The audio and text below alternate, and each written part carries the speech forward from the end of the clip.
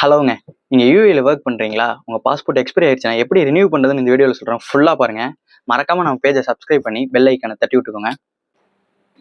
BLS இன்டர்நேஷனல்னு ஒரு website இருக்கு. அது சர்ச் பண்ணீங்கன்னா குரோம்ல ஒரு வெப்சைட் வரும். அதுக்குள்ள போயிட்டு நீங்க புக் அப்பாயின்ட்மெண்ட்னு ஒரு இது காட்டும்.